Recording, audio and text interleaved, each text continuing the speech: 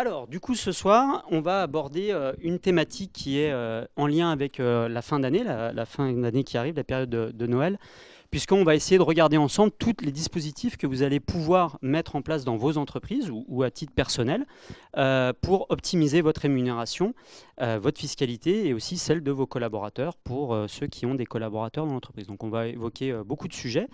On va essayer à chaque fois de vulgariser un petit peu les choses, d'essayer d'être concis, précis, et avoir après un temps avec vous de questions-réponses. Plutôt à la fin, on préfère que pour éviter de trop couper, et puis aussi autour du buffet, ça sera aussi possible.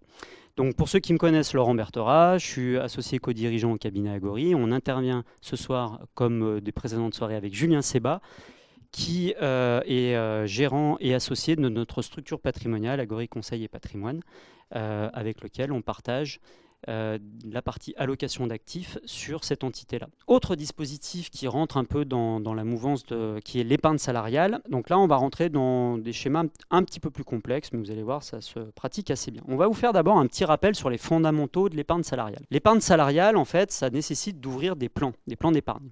On verra typologie de plan d'épargne juste après. En fait, ces plans d'épargne, c'est une structure d'accueil d'une épargne financière, une épargne monétaire. On va y mettre quoi dedans? On va y mettre de la participation, ça c'est pour les grandes entreprises, les entreprises de plus de 50 salariés, ça vous concerne moins. On va y mettre de l'intéressement, on va en parler après. On va surtout y mettre un versement volontaire, c'est-à-dire l'épargnant, celui qui dispose du plan, va pouvoir verser à l'intérieur. Et puis surtout, c'est ce qui est intéressant, l'entreprise va pouvoir abonder dans ce plan. Donc on va rentrer dans le détail. Alors, il y a deux types de plans. Il y a le PE, plan d'épargne entreprise, et il y a le PERCO, le plan d'épargne retraite. Alors, on commence par le premier, le PE. Comment ça marche? C'est tout simple, c'est une décision unilatérale de l'employeur. C'est l'employeur qui décide de faire ou de ne pas faire. Pour faire, il faut qu'il ait l'accord des salariés, bien évidemment. Donc, je ne sais pas si on le met ici. Non, on ne l'a peut-être pas mis, mais en fait, il faut rédiger un accord. Il faut que ça soit ratifié par les 2/3 des salariés. Mais c'est une décision unilatérale de l'employeur. C'est quand même lui qui décide de le mettre en place avec l'accord des salariés. C'est lui qui décide d'arrêter de le faire. Donc vous n'êtes pas lié sur le long terme. C'est vous qui décidez de faire ou de ne pas faire. C'est valable 1 an. C'est reconductible par tacite reconduction, sauf si vous décidez d'arrêter ce dispositif. Il est ouvert à tous les salariés de l'entreprise et aux dirigeants. À l'inverse de ma prime PEPA, vous avez bien compris que le dirigeant n'était pas éligible à ce dispositif, ma prime pouvoir d'achat. Là, le dirigeant est éligible à ce dispositif-là. Alors, on fait un petit focus, je ne veux pas faire trop compliqué, on va faire un schéma après. En fait, il y a eu un aménagement par rapport à la dernière loi de finances, où avant, on disait, pour ouvrir ce type de plan, il fallait avoir un salarié pendant au moins 6 mois. Là, ça a changé, maintenant, on est sur 1 an pendant l'année civile qui précède. Donc ça, c'est un petit peu embêtant, parce que ça n'empêche pas de faire. Mais c'est vrai que nous, dans les dossiers, avant, on disait, voilà, on met en place un salarié, si vous n'avez pas de salarié, et on attend 6 mois et on pourra verser à l'issue des 6 mois. Maintenant, il faut attendre 1 an. Donc ça veut dire qu'il faut vachement anticiper sur le dispositif pour pouvoir le déployer. Si vous avez déjà un salarié dans votre entreprise, il n'y a pas de souci, ça marche très très bien. L'adhésion est facultative et les sommes qui sont versées à l'intérieur sont plafonnées à 25% de la rémunération. Alors, l'abondement de l'entreprise, qui nous intéresse, comment ça marche? Alors, en fait, le système, c'est un peu pas de bras, pas de chocolat. C'est-à-dire qu'en gros, il faut un versement volontaire, on vous a pris un petit schéma pour bien vous l'expliquer après, qui va déclencher un abondement. C'est-à-dire qu'il y a un système où vous, en tant qu'épargnant, en tant que chef d'entreprise ou en tant que collaborateur de l'entreprise, vous allez verser dans ce plan. Et c'est le versement qui va déclencher l'abondement de l'entreprise. Et on verra quel type d'abondement, comment, quel plafond, etc. Ce qui est intéressant, c'est que cet abondement, en fait, vous avez compris, c'est la prime, c'est une prime qui est versée par l'entreprise, elle est défiscalisée. Vous payez absolument plus de charges sociales. Passé un temps, un certain François Hollande nous avait trouvé la subtile idée de rajouter une taxe, un forfait social de 20%. Là, ça a été supprimé depuis déjà quelques années. Donc on a quand même un effet assez incitatif sur la mise en place de ce dispositif, puisqu'il n'y a absolument aucune charge sociale. On a une CSG, c'est ce qu'on vous indique ici, évidemment. On est en France, la CSG elle est quasi universelle, à part sur le black, je le dis toujours. Mais voilà. Et en fait, du coup, vous avez quand même de la CSG à supporter. Par contre, vous n'avez pas d'impôt sur le revenu. Donc ça, c'est assez intéressant. Alors, on vous prend un petit schéma. Je vais aller tout de suite sur le schéma. On reviendra sur l'exemple. On comprend mieux avec le schéma. Comment ça marche? Vous avez un versement volontaire de 1 100 €. Pourquoi 1 100, on verra, c'est le plafond, qui déclenche un abondement qui peut aller jusqu'à 3 fois. Le plafond de l'abondement, c'est un multiplicateur de 3, ce qui est assez important quand même.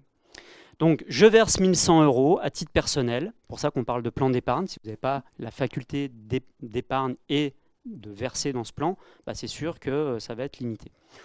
1100 euros, ça reste quand même relativement supportable. Et à ce moment-là, l'entreprise va faire un multiplicateur de x3 si elle a envie, hein, c'est le plafond. Elle peut faire aussi un multiplicateur de 0, de 0,10, de 1, de 2, vous faites ce que vous voulez.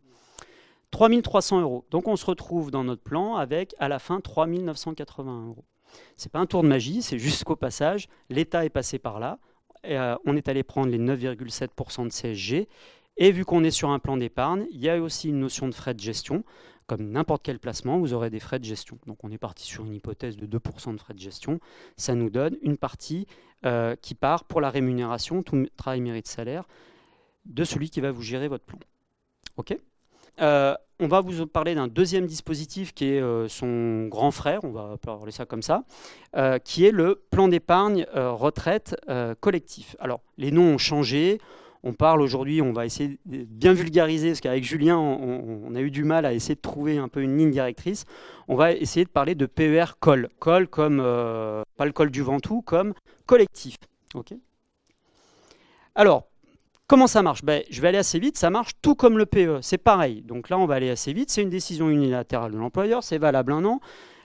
Il faut l'adhésion des salariés, l'adhésion elle est facultative, et dans le même système, on va faire un versement volontaire, le même schéma qui va déclencher un abondement jusqu'à 3 fois. Par contre, donc je vais aller assez vite là-dessus, ce qui est assez intéressant, c'est que les plafonds sont doublés. Donc sur notre PERCOL, on est toujours sur notre 300% d'abondement, mais avec un plafond doublé, 16% du plafond de la Sécu, 6 582 euros. Donc vous voyez, PE 3200, quasiment au plafond, 6500, 6600 au plafond du PERCO. Je fais simple, il faut retenir, on peut défiscaliser une prime de 10 000 euros par ce biais-là. Ce n'est pas le coût du siècle, comme on dit, mais 10 000 euros plus le versement volontaire, ça vous donne quand même une capacité d'épargne multipliée par le nombre d'années. Vous pouvez rapidement, au bout de 10-15 ans, mettre 100-150 000 euros d'épargne défiscalisée net d'impôt. Donc ça va assez vite. Et on verra aussi après comment, sur quoi ça travaille, etc. On va en parler juste après. Alors, petite nouveauté assez intéressante qu'on n'utilise pas assez de mon point de vue, c'est que depuis la loi PAC de 2019, en fait, l'employeur peut décider de faire un versement qui est indépendant du versement volontaire. C'est-à-dire que c'est une décision du chef d'entreprise, un peu incitative, c'est-à-dire pour inciter sur le versement, en fait, on va avoir ce qu'on appelle un versement volontaire du chef d'entreprise, et qui va être par contre plafonné à 823 euros. Donc en fait, le chef d'entreprise peut décider, au travers de l'abondement, l'entreprise verse 823 euros sur le plan sans qu'il y ait besoin de faire un versement volontaire.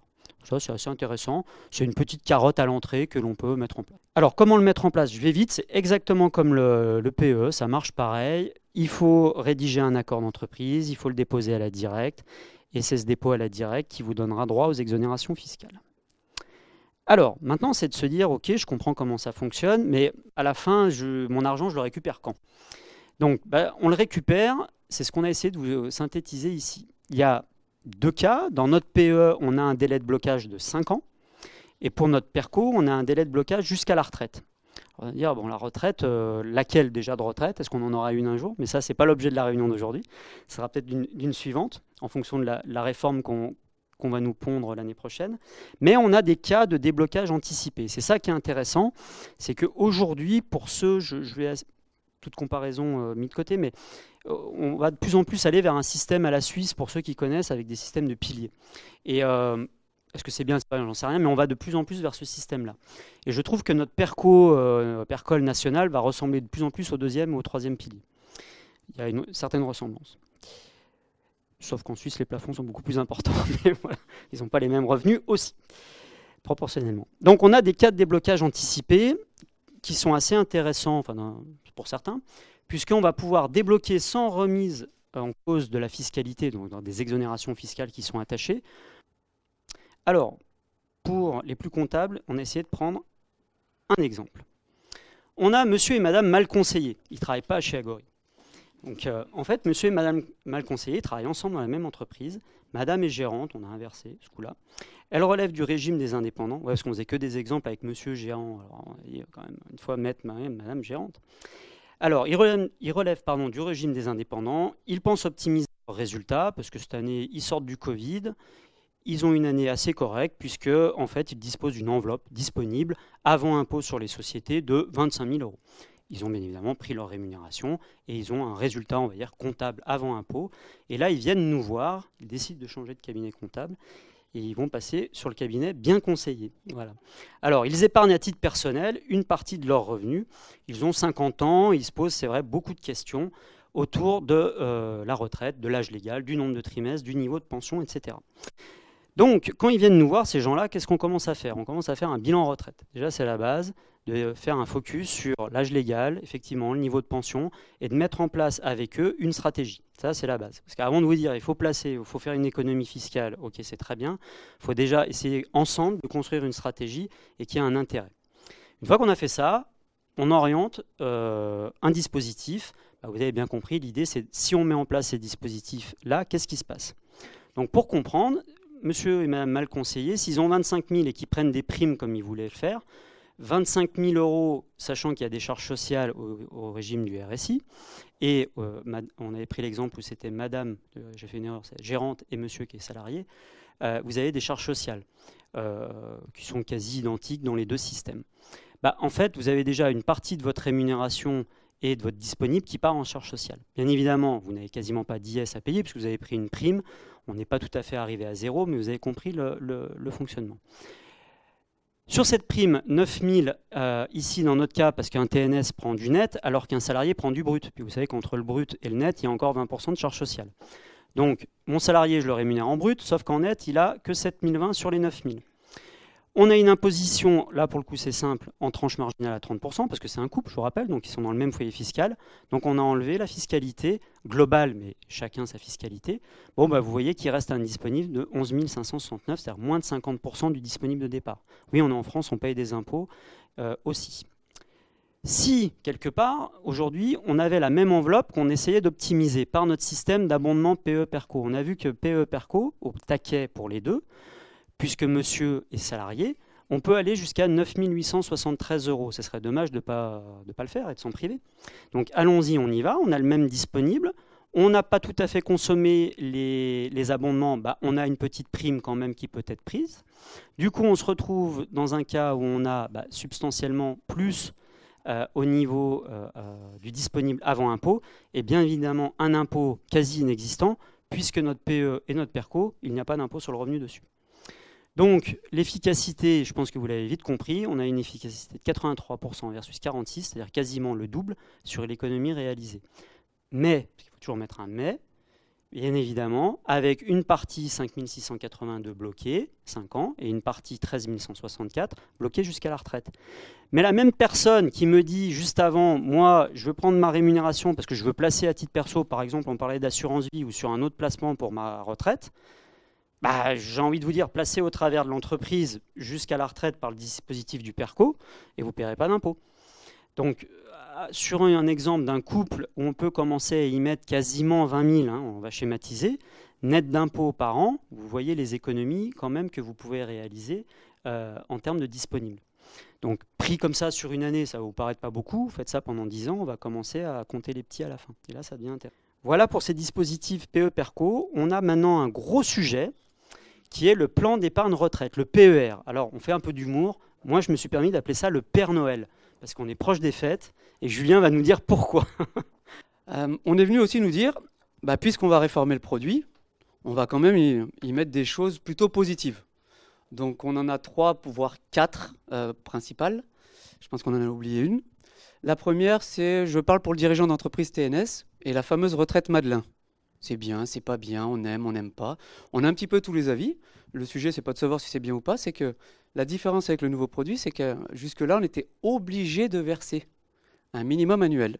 Si on arrêtait, il y avait des conséquences sur le contrat qui faisaient qu'on ne pouvait pas forcément l'utiliser tout au long de sa carrière. Là, on est venu nous dire plus d'obligation de versement sur le PER.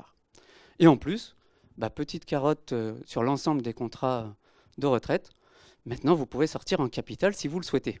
Donc ça, c'est le vrai gros changement. C'est qu'on a échangé de la rente qu'on n'aimait pas trop contre du capital. Et ça, il y a un certain engouement et ça se justifie parce que ça a du sens. La deuxième, c'est que Laurent l'a dit tout à l'heure, je la prends dans le désordre, c'est qu'on nous a donné un petit cas de déblocage anticipé plutôt sympa dans les mauvaises nouvelles qu'on a vues tout à l'heure. C'est l'acquisition de la résidence principale. Parce qu'au cours d'une vie, on est amené à changer plusieurs fois éventuellement de résidence principale pour différentes raisons. Et ça, c'est l'occasion de récupérer son épargne. Je mets un petit astérisque à ce moment-là et j'avertis toujours mes clients en disant qu'à partir du moment où on a dédié un placement pour objectif de se constituer une épargne retraite, si c'est ce qui doit nous fournir notre retraite à terme, entre autres, virgule, attention si on récupère ces sommes pour en faire autre chose. Ça veut dire qu'on ne l'aura plus à la retraite. Donc est-ce qu'on compense? Comment on compense? Il faut se poser la question. Il ne faut pas branle-bas de combat, tout casser, tout récupérer, parce que quelques années après, on peut avoir de mauvaises surprises. Et puis, je l'ai dit un petit peu en préambule, l'idée aussi du PER, c'était qu'au cours d'une carrière, on est amené à être peut-être salarié en début de carrière, indépendant, puis revenir salarié. On a pu bénéficier de certains avantages comme des articles 83, des choses comme ça. Et puis on arrive en fin de carrière et on se dit, où est-ce que j'en suis? J'ai un bout qui traîne là dans cette société, je ne sais plus si elle existe. J'avais un PE dans une autre, on ne savait plus trop où on en était, encore aujourd'hui. Cet avantage-là, c'est qu'on va pouvoir rassembler l'ensemble des contrats que vous avez pu avoir dans votre différentes carrières au sein d'un seul et même contrat. Donc ça permet de rien perdre en cours de route et de ne rien oublier quand on sera au moment de la retraite. Ça, c'est d'un point de vue pratico-pratique, je pense que ça a du sens. Et bien sûr, on a gardé les avantages qu'on avait jusque-là. Ce dont on va en parler par la suite, c'est notamment la déductibilité fiscale des versements sur certains contrats, si on le souhaite, en option. Alors, le PER. J'ai dit à demi-mot tout à l'heure, c'est simple, mais pas tant. Et avec Laurent, on s'est amusé à donner des petits noms aux sous-compartiments des PER. On est venu nous expliquer que le PER allait rassembler les anciens dispositifs que l'on connaît plus ou moins tous, Madelin, PERCO éventuel sur des versements volontaires, le PERP, les préfonds. Et puis à un moment donné, ils se sont posés la question de dire, ok, on va tout mettre au même endroit, mais comment on va s'y retrouver? Donc au sein d'un seul et même produit, on est venu créer des sous-compartiments dans lesquels on va accueillir les anciens dispositifs et les versements des nouveaux. Donc déjà là, ça commence à se compliquer un petit peu. Laurent a proposé de poser les questions à la fin. Je me permets pour cette partie-là, PER, TNS, perso, etc. On va jongler d'un... Je sais pas d'où, disons. On va jongler d'un dispositif à un autre ce soir. Donc s'il y a des questions ou un doute, moi je préfère à la limite qu'on pose tout de suite la question, sinon on risque de rater le train. Donc n'hésitez pas, il n'y a pas de questions bêtes, nous on s'en est bossé beaucoup et on a réussi à avoir nos réponses. Donc ce premier compartiment, le compartiment 1, on va lui donner un nom pour la démonstration de la suite.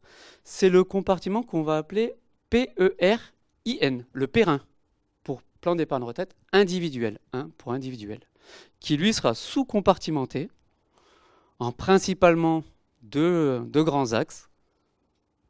Ce qu'on va appeler l'ancien PERP, un produit d'épargne qui est à la disposition de tout un chacun, et on vous expliquera comment ça fonctionne par la suite, qui n'est pas forcément destiné qu'aux dirigeants d'entreprise, et en opposition, le Madelin qu'on connaît plus ou moins tous, au moins pour son nom, et qu'on va appeler le PERIN professionnel, ou entreprise, ou, on l'a compris, destiné aux chefs d'entreprise, notamment TNS. Notre compartiment 2, lui, va abriter, ce que Laurent a expliqué tout à l'heure, le PERCO, la partie indisponible jusqu'à la retraite du PEE et du PERCO qu'on a vu précédemment. Je le dis tout de suite, je vois qu'il n'y a pas de question. Le PE ne fait pas partie du PER. La partie PE que Laurent a présentée ne fait pas partie du PER parce qu'on considère que 5 ans, c'est un terme qui est plutôt court et donc on ne l'a pas intégré dans ce produit-là. Donc on nous a tout rassemblé, mais pas tout. On nous a mis un nom et des sous-noms. Donc c'est pour ça que je vous dis, si vous avez un doute, n'hésitez surtout pas. Parce que là, c'est que la présentation, ensuite on va faire le déroulé. Et contrairement à... Enfin, dans la continuité de ce qui existait déjà, bien sûr, on a le choix de la sortie en capital. Alors j'ai oublié de le dire, Laurent le dit plus que moi, et je m'en excuse. On a échangé de la rente, c'est ce que je vous ai dit, sur les anciens contrats, contre du capital. Mais on peut aussi opter pour de la rente. C'est un choix, c'est-à-dire que vous ferez le choix au moment où vous partirez en retraite entre une rente et ou un capital. Et ce capital, d'un point de vue pratico-pratique, et ça c'est de la stratégie qu'on met ensemble, on peut décider de le prendre en une fois ou de manière fractionnée pour des raisons pratiques, mais souvent pour des raisons fiscales. Parce que vous allez voir qu'à la sortie, on est en France, à partir du moment où on a un gain d'impôt à l'entrée, on a une fiscalité à la sortie. Et cette fiscalité, elle peut se maîtriser et elle doit se quantifier, s'optimiser au moment de la sortie. Et le compartiment 3, on en voit, alors moi, un petit peu moins, toi Laurent peut-être plus, non pas tant non plus, tu vois, on n'en voit plus trop. C'est les anciens retraites, les anciens articles 83, qui étaient des contrats obligatoires en entreprise, qui eux, sauf pour des petits montants, gardez ça à la tête si vous en avez eu dans votre parcours, sauf pour des petits montants, sortent en rente. Pour des petits montants, je vais vous donner un chiffre comme ça vous l'aurez en tête, un contrat qui aurait moins de 45 000 € au moment où je vous parle et qu'on débouclerait pourrait sortir en capital et non en rente. Parce qu'on serait dans le cadre des rentes d'arrérage à moins de 80 € par mois, pour faire simple. Je résume, après on va passer sur du concret. Perrin, Percol ou Pereco, on a plein de noms, c'est ça qui est sympa. Et Perob, PER, OB pour obligatoire. Ça va jusque-là ? Là, ça va, normalement, ça devrait calmer. Cette partie-là, et je te remercie Laurent de me faire traiter cette partie, c'est génial. J'adore. Alors après, dans l'ensemble de ce dispositif PER, on a des enveloppes de déductibilité maximale qui vont dépendre principalement des revenus que vous avez. Première distinction, je suis TNS, où j'utilise l'enveloppe parce que je suis un particulier. Donc là, j'ai le salarié et le particulier et le TNS. Parce que même en tant que gérant d'entreprise, vous êtes aussi un particulier, vous pouvez utiliser cette enveloppe et on vous montrera comment. En tant que gérant d'entreprise TNS, vous utilisez cette enveloppe aussi. Donc coup double. Par contre, on n'a pas les mêmes montants, sinon c'est pas marrant. Et pas calculer sur la même chose, sinon c'est pas marrant. C'est là que ça se complique, je vais essayer de vulgariser. N'hésitez pas à me couper si c'est pas clair. On va parler de l'enveloppe ex-Madelin, qui parle forcément à tout le monde. Elle est calculée en fonction du revenu imposable. Donc on prend le revenu et on dit, en dessous d'un pass, vous avez le droit à une enveloppe de 10%. Au-dessus du pass, vous avez le droit à l'enveloppe de 10% majorée de 15% entre votre revenu réel et la déductibilité du premier pass. Je sais, vous êtes poli, vous n'êtes pas endormi, je vous remercie, mais c'est barbant. Pas de problème de ce côté-là. L'objectif premier, c'est de savoir que vous avez des plafonds, qu'on est là pour les calculer et on est là pour vous donner la réponse. Ensuite, on fait ou on ne fait pas, c'est un choix. Petite particularité, elle est là. C'est-à-dire qu'on doit décider avant le 31 décembre de ce qu'on souhaite éventuellement épargner sur ce contrat, sur la rémunération de l'année en cours. Alors, je sais qu'on est très bon chez Agori, j'ai pas de doute là-dessus, mais déterminer la rémunération avant le 31-12, c'est-à-dire au 15 décembre, va falloir que la comptable soit tenue à jour, ça je m'en fais pas, mais c'est important qu'il y ait une vraie relation de suivi dans le triptyque dans lequel on est, c'est-à-dire client, expert comptable et conseiller en gestion de patrimoine, pour essayer au mieux d'extrapoler ce revenu en prenant des marges de manœuvre et d'optimiser sa fiscalité sur l'année en cours. Parce qu'ils sont gentils, ils nous font faire des placements avant que l'année soit clôturée, que les rémunérations soient arrêtées. Et on le sait qu'en général, c'est des choses qu'on décide plutôt au mois de février ou mars quand on clôture.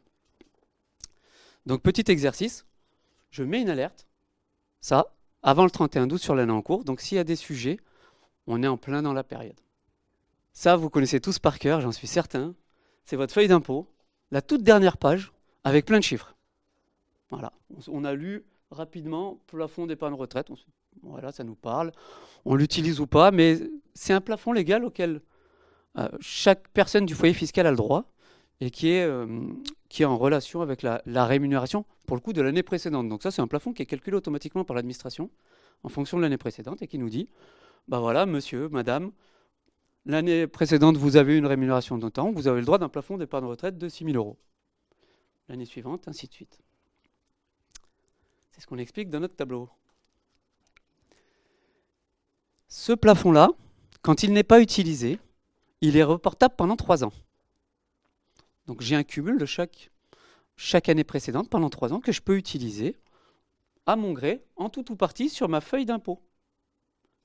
Dans mon exemple, madame a cumulé pendant 3 années plus l'année en cours 18 700 € de plafond qu'elle va pouvoir épargner sur son contrat de retraite, dont elle pourra sortir en capital, dont elle pourra déduire de son revenu imposable le montant au plafond ou pas.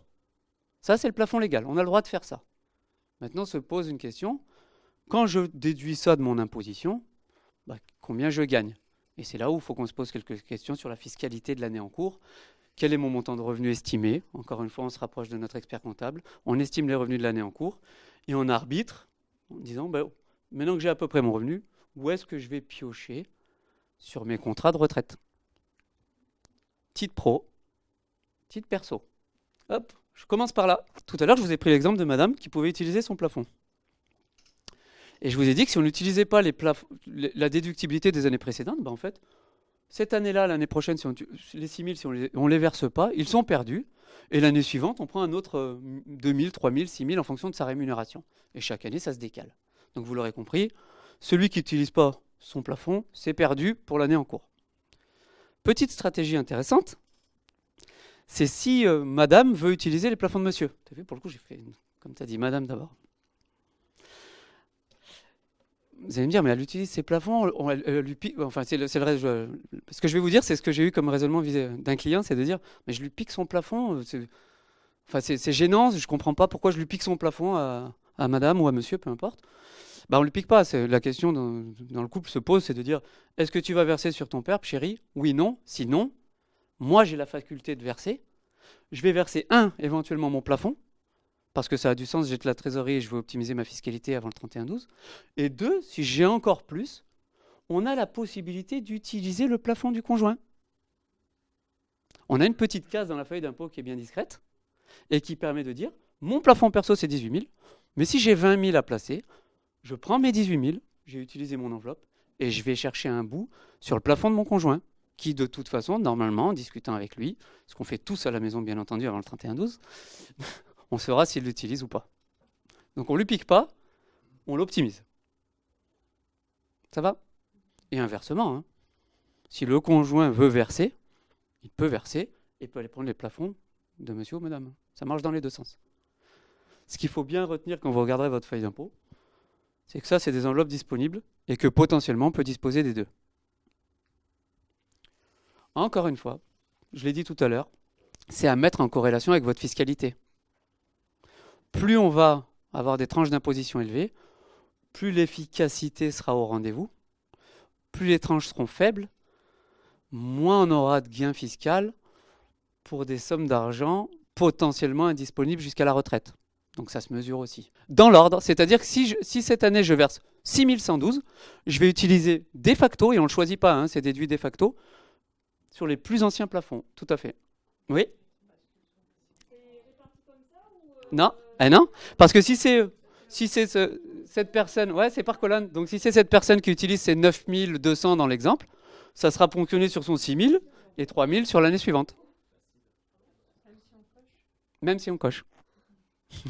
Ça, pour mes mots, en termes de délai, c'est avant le 31-12 que ça se réfléchit, si tant est qu'on arrive à avoir sa rémunération. Alors après, quand on est sur un trend stable, on connaît à peu près sa rémunération chaque année, ou du moins on sait dans quelle tranche d'impôt on se situe. À partir du moment où on connaît notre tranche, on peut vite calculer l'impact fiscal des versements ou pas. Alors techniquement, non. D'un point de vue bon sens, oui. Parce qu'en fait, c'est ce que je disais précédemment. Si j'immobilise mes fonds sur une durée plutôt longue qui est la retraite, selon son âge bien entendu, et que je n'ai pas d'avantage fiscal à l'entrée, peut-être que j'ai d'autres supports qui seraient plus disponibles, comme de l'assurance vie ou d'autres types. Voilà, le raisonnement c'est celui-là. Est-ce que ça vaut le coup d'immobiliser à long terme sans avoir un petit avantage à l'entrée? Mais personne ne vous empêchera de le faire, si ce n'est éventuellement nous, en disant peut-être pas, il y a peut-être mieux à faire. Aussi, voilà, avec les conséquences qu'il y a sur les charges sociales et autres, mais ça fait partie des stratégies d'optimisation de rémunération, tout à fait. Et ça, c'est... Alors, je prends le parti, vous m'en voudrez pas. C'est l'une des choses qu'on a encore la chance d'avoir quand on est à son compte, c'est de pouvoir au moins driver sa rémunération et son optimisation. Et fort heureusement, on peut encore le faire aujourd'hui. Y compris le black, Laurent, puisque tu en parlais. Ok. Et alors là, on va s'amuser. On se fait un petit récap rapide. On a dit qu'on avait 3 supports d'épargne retraite. Le PERCO, c'est le premier, et c'est celui qu'on déduit en premier, celui qu'on a vu en premier et qu'on déduit en premier. Le plan d'épargne retraite TNS, c'est la démonstration des 10% plus les 15% au-dessus. Et le plan d'épargne retraite pour tout un chacun, c'est celui qu'on retrouve sur notre avis d'impôt. Et bien là, on s'est amusé à faire un petit calcul de comment on pouvait optimiser l'ensemble, parce qu'on a le droit à l'ensemble. Alors, et ben voilà, elle est là. Gwendoline, qui va déclarer 75 000 euros de revenus, qui n'a rien mis en place aujourd'hui. Alors on prend l'exemple typique, on a fait simple, et qui devrait avoir un résultat à 50 000 avant IS, avant impôt sur les sociétés, se pose la question de dire comment je gère ma stratégie de rémunération cette année? Est-ce que je me prends une prime? Est-ce que ça aurait pu être des dividendes? Ou je travaille sur ce qu'on appelle, nous, la rémunération différée. C'est tous ces plans d'épargne retraite. C'est-à-dire que j'optimise ma rémunération à l'entrée via l'exonération de charges, via les déductibilités fiscales, en échange de quoi cette rémunération est différée dans le temps, à 5 ans, à la retraite ou au moment où j'acquiers ma résidence principale. Et nous, on est là pour se poser ces questions. Donc c'est bien d'être toujours en relation avec son expert comptable, parce que dans une discussion, ou avec nous, peu importe, mais je trouve que plus on échange parfois sur des sujets, pas forcément sur le sujet du rendez-vous, plus nous, on va entendre des choses comme de la résidence principale ou d'autres sujets, ou des petites choses qui nous feront dire, hop, on se pose, et on calcule ce qu'il y a d'intéressant à faire avant le 31. On a dit que cette cliente n'avait pas de contrat PER jusque-là, et donc avait des disponibles fiscaux qu'on a vus précédemment, et on a fait des chiffres ronds pour un total de 3 ans à hauteur de 21 500 euros. Ça, c'est le paramètre de départ. C'est quelqu'un qui n'a rien fait, qui réalise une bonne année, qui a une rémunération au-dessus du plafond annuel de la Sécu, un résultat, de l'épargne et un plafond élevé. Alors oui, vous allez me dire, là, on est dans le meilleur des mondes. Pour notre exemple, on n'avait pas trop le choix. Première stratégie, c'est de dire, voilà, je vais aller chercher mon PE PERCO dans la mesure du possible. Et dans notre exemple, on allait chercher nos plafonds de 6 580 d'abondement qui sont déductibles du résultat. Ça, la démonstration de l'efficacité nette a été faite par Laurent tout à l'heure. Et je pense que dans l'ordre des choses, si on doit en prioriser un, c'est bien celui-ci.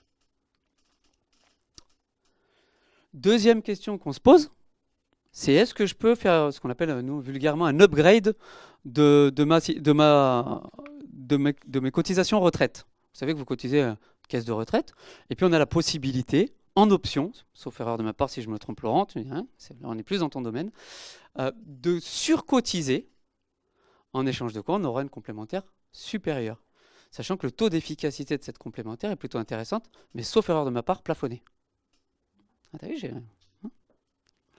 si jamais tu cherches un collab, tu me dis. Donc ça, c'est la première question. Dans notre exemple, on a répondu par la négative, forcément, pour aller sur les supports qu'on a présentés précédemment. Et là, on va voir notre cliente et on lui dit, on a un disponible fiscal cette année qu'on vous a calculé. La fameuse méthode de calcul qu'on a vue précédemment, un peu barbare. Donc, madame la cliente, peut-être que ça peut avoir du sens, compte tenu de votre résultat, de la trésorerie de l'entreprise, d'utiliser notre disponible. Virgule, attention à déduire du PERCO sur lequel on a déjà versé jusque-là. Ouais, dans les chiffres, là, ça commence à se compliquer. Et c'est ce qu'on vous a écrit vulgairement ici.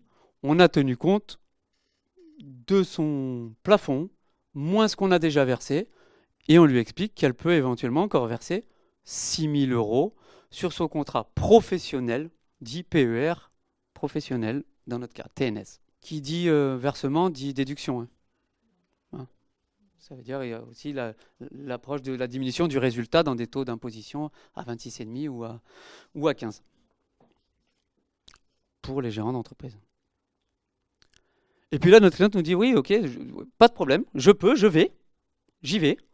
Maintenant, je paye encore trop d'impôts sur le revenu, qu'est-ce que je peux faire? Là, on balaye l'éventail des possibilités qui s'offrent à nous en termes d'investissement pour défiscaliser, sauf qu'on se pose la question le 18 novembre, et au 18 novembre, on n'en a pas 40 des solutions, on en a quelques-unes, mais dans notre exemple, on se dit qu'on va aller chercher peut-être, vous savez, les 3 plafonds qu'on trouve sur la feuille d'impôt, on va aller chercher cette déductibilité-là, avec un plafond à 21 500 euros. On a de l'épargne personnelle, on est imposé dans une tranche au moins à 30. On n'a pas la composition du foyer, mais on a pris le parti de dire qu'on est imposé à 30. et on se dit qu'on va aller chercher notre plafond des 3 années pour déduire de notre revenu imposable pour l'année en cours. Et on va aller chercher le plafond de 21 500. Et là, on sait ce qu'on verse. Hein. On verse 6 581, on verse 6 000, on verse 21 500. Maintenant, qu'est-ce qu'on économise? Parce que pour vous faire verser, c'est bien, c'est facile. La question, c'est, on tire le trait en bas, qu'est-ce qu'on a? Déjà, on a du bon sens et on a préparé sa retraite. Parce que je pense que déjà les régimes sont ce qu'ils sont, pas prendre parti, mais qu'avec une éventuelle réforme qui pourrait arriver dans les années à venir, on a tout intérêt à préparer sa retraite d'une manière ou d'une autre. Et alors là on a bien fait pour le coup, on a vulgarisé le gain d'impôt, le gain fiscal sur l'ensemble des placements en tenant compte de la partie qui serait déductible sur une société, des réintégrations fiscales, des réintégrations sociales. On vous passe le schéma comptable qui passionne très certainement tout le monde dans la salle, moi le premier, et on vous dit que la résultante d'un placement de 21 500 euros, de 6 000 euros et de 6 580, un versement de 34 000 vous ferait économiser 30% dans votre tranche d'impôt dans l'exemple précédent. J'ai pas fait le taux d'efficacité, 10 par 34 Laurent, mais on doit être à plus de 30% d'efficacité fiscale. Ouais, largement. Encore une fois, ça c'est valable dans notre exemple cette année. Si l'année prochaine, on n'a pas de trésorerie, on a moins de résultats, ou on a d'autres besoins, eh ben on se remet autour de la table et on arbitre sur notre stratégie de rémunération de fin d'année. Est-ce que je vais là? Oui, non. Est-ce que je vais prendre de la prime, du dividende? Est-ce que je vais sur mon PER TNS? Oui, non. Est-ce que je vais sur mon PER individuel? Oui, non. Il n'y a aucune obligation de versement. On est libre et on adapte chaque année la stratégie à votre situation et à vos besoins. Ouais. Alors, vous ne m'en voudrez pas. Le support vous arrivera à destination. Mais je ne vais peut-être pas vous commenter en détail le tableau de la sortie. Mais en substance, ce qu'il faut retenir, c'est ce qu'on disait tout à l'heure. À partir du moment où on a une carotte fiscale, de manière générale, et notamment sur les produits financiers, on en donne un bout à la sortie. Un bout qui peut être taxé plus ou moins de manière importante, selon la carotte fiscale qu'on a prise ou pas, et selon le support de destination. Donc ce tableau, on vous le donnera. Il est presque très illisible, je vous l'accorde, et je vous rassure, on est à votre disposition pour le détailler en fonction de la stratégie qu'on pourrait opter. Alors, il y en a une. Voilà, on est plutôt sur une population jeune, donc la question ne se pose pas tout de suite, mais elle se posera un jour, c'est de dire, je vais sortir mon contrat de retraite, je peux le sortir en capital. Est-ce que j'ai intérêt de le sortir en une fois ou en 2 à 10 fois? Ça, il faut qu'on fasse des projections d'impôt sur le revenu à la retraite, qui passe par le fameux bilan retraite dont Laurent a parlé tout à l'heure, pour estimer vos tranches d'imposition et savoir si, au moment où on récupère son capital, on va exploser les tranches ou pas, auquel cas on récupérera peut-être son capital de manière fractionnée. Ça se calibre aussi, parce que c'est bien de capitaliser pendant 10, 15, 20, 25 ans, peu importe. Si on se retrouve dans des tranches qui explosent à 45% à la fin, on aura grignoté une partie de l'efficacité fiscale de votre contrat à retraite, et ça c'est dommage. Qu'est-ce qui se passe si je meurs?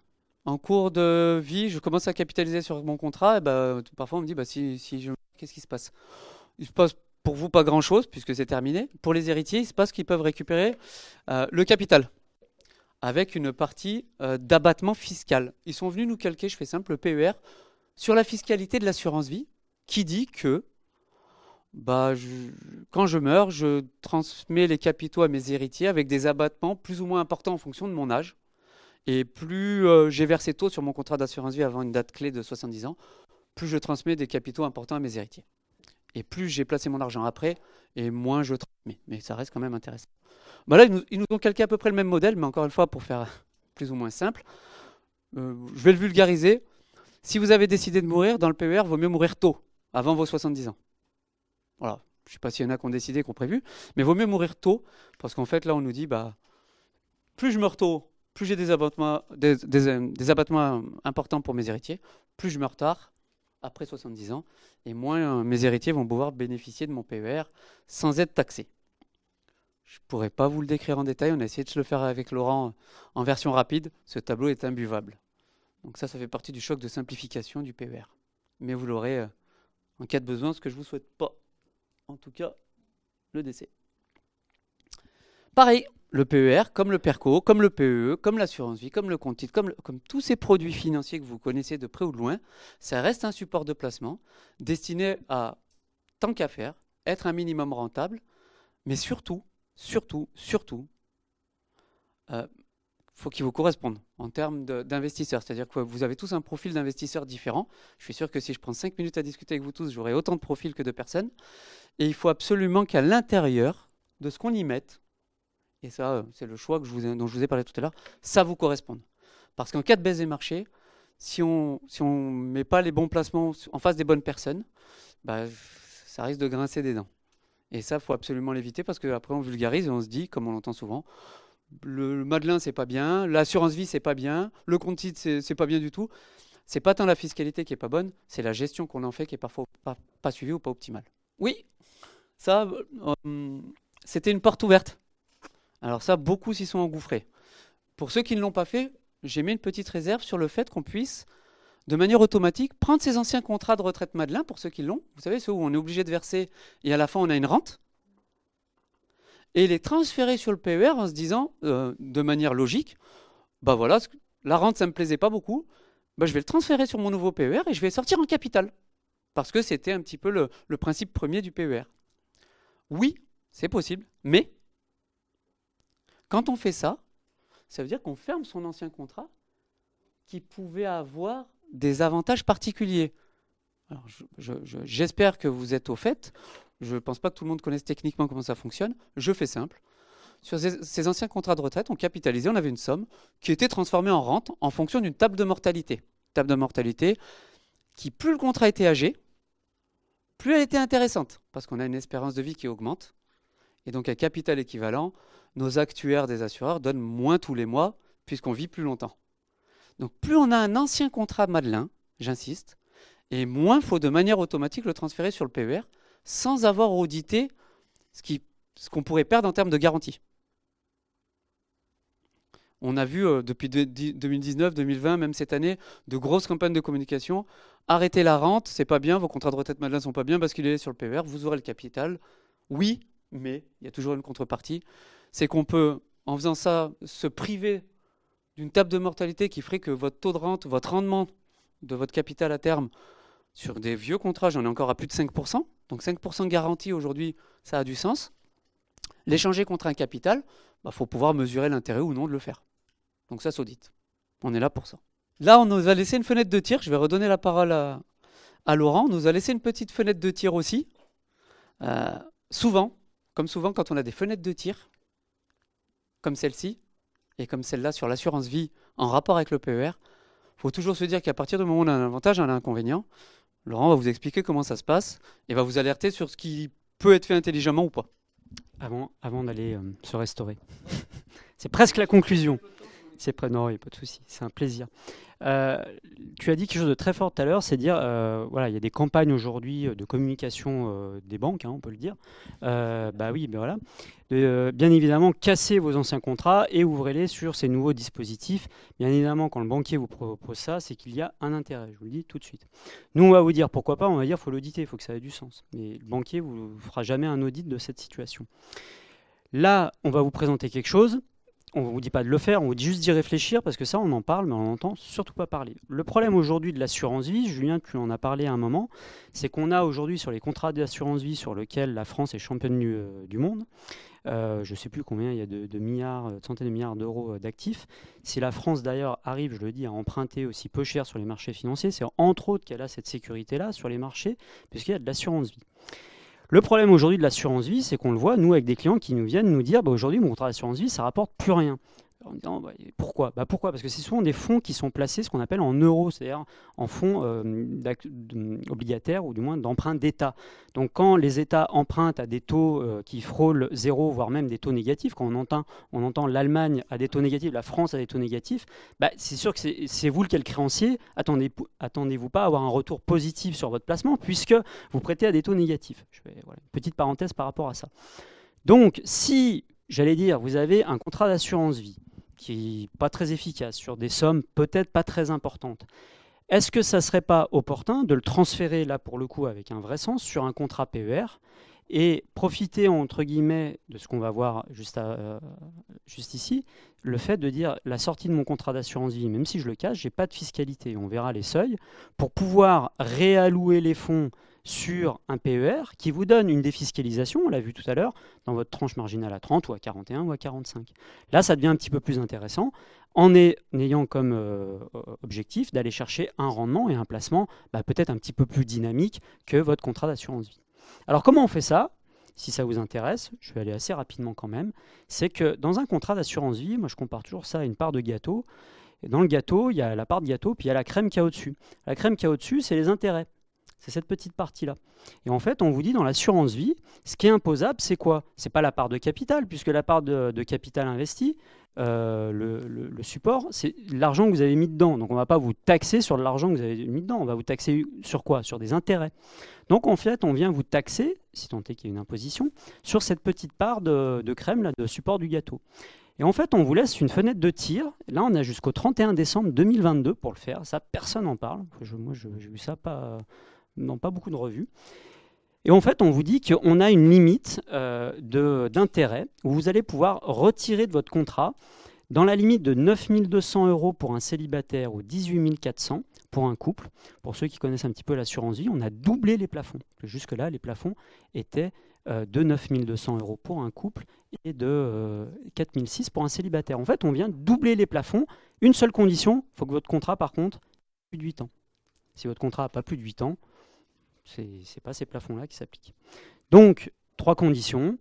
Un contrat d'assurance vie de plus de 8 ans, intégralité du rachat partiel ou total versé dans un PER individuel avant le 31 décembre 2022. Et je le dis aussi, pourquoi ils sont allés mettre ça? J'en sais rien. Il faut avoir 57 ans. Okay, donc si vous avez 57 ans après le 31-12, il faut se précipiter. Voilà. Okay. Donc l'idée, vous avez compris, c'est de dire j'ai un contrat d'assurance vie où il n'y a peut-être pas des centaines de milliers d'euros dessus, qui ne me rapporte pas grand-chose, je ne suis pas très satisfait du rendement, etc. Je n'ai pas réellement de stratégie sur ce support. Comment utiliser une réduction d'impôt assez facile? Je casse mon contrat d'assurance vie, je ne paierai pas d'impôt sur les produits financiers puisqu'on est dans la limite de 9 200 et de 18 400 pour un couple. Donc ça nous laisse quand même une somme quand même relativement conséquente pour aller réemployer les fonds et bénéficier d'une réduction d'impôt à l'entrée. Voilà, c'est une idée qu'on vous soumet en passant. On a presque fini.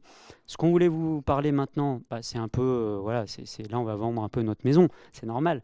Vous l'avez compris, nous ça nous fait toujours sourire parce qu'on dit voilà, on va simplifier avec une réforme en harmonisant les dispositifs en créant un PER. Bon, en fait, vous avez vu que la simplification en France, le choc de simplification, on en parle beaucoup, on ne le voit pas beaucoup arriver. En tous les cas, nous ce qu'on pense, c'est que c'est quand même assez complexe, qu'il y a des dispositifs qui se croisent, qui se mélangent et qui nécessitent d'avoir une interaction entre nous, la partie professionnelle, et la partie placement. Et c'est ce qui fait vraiment la force de la création d'Agori Conseil et Patrimoine, c'est qu'aujourd'hui, on est associé avec Julien sur cette partie ingénierie. Parce que je peux vous garantir que des clients qui ne sont pas chez nous, il n'y a aucun banquier ou assureur qui m'appelle avant le 31-12 pour voir les plafonds, les supports. Ils ne sont pas là pour ça, quoi. Ils sont là pour vous vendre un produit. Je ne vais pas vous vendre notre sauce, vous avez compris, nous on va s'appeler, on va se mettre autour de la table tous les 2, tous les 3, tous les 4, en tous les cas le nombre qu'il faut, pour réfléchir à c'est quoi la stratégie, c'est avant de faire un placement, c'est quoi la stratégie, retraite, placement, immobilier, etc., anticipation. On va regarder les plafonds, on va les regarder dans le bon ordre, parce que là encore, moi j'ai eu un dossier l'année dernière où il avait 3 contrats Madelin à 3 banques différentes, soi-disant pour optimiser le risque. Il n'y a aucun banquier qui s'est appelé entre eux, il est venu nous voir, il avait éclaté les plafonds dans tous les dispositifs. Donc en fait, ça servait strictement à rien ce qu'il avait fait. S'il nous avait appelé avant, on l'aurait dit, mais il nous a appelé après. Après, c'est toujours trop tard. Donc il vaut mieux anticiper. C'est vraiment le maître mot, l'anticipation. Voilà, donc le conseil sur ce type de support, c'est ce qu'on vous dit ici. Ce qui est intéressant dans le PER, c'est la liberté de versement, il n'y a pas d'engagement. Une sortie en capital, je dis bien possible si vous le voulez, ce n'est pas obligatoire non plus. Les facultés d'abondement versées par l'entreprise et surtout le disponible de 3 ans avec l'arbitrage du conjoint. Tu l'as pas dit, je pensais que tu allais en parler, je fais un petit focus aussi. Des fois, on a des chefs d'entreprise qui utilisent le plafond du conjoint, mais des fois aussi, on a des conjoints qui ont des plus petits revenus, donc moins de retraite. Et c'est aussi de dire, bah voilà, moi, mon entreprise, j'ai mon PERCO, j'ai mon Madelin TNS, mon conjoint a une toute petite retraite. Pourquoi ne pas verser avec moi mon plafond que j'utilise pas pour augmenter la retraite de ma compagne ou de mon compagnon dans l'autre sens. Et ça, c'est souvent aussi sous-utilisé. Par contre, je le dis, il ne faut pas divorcer aussi, parce qu'après, au moment du divorce, ça lui appartient. Voilà. C'était la conclusion.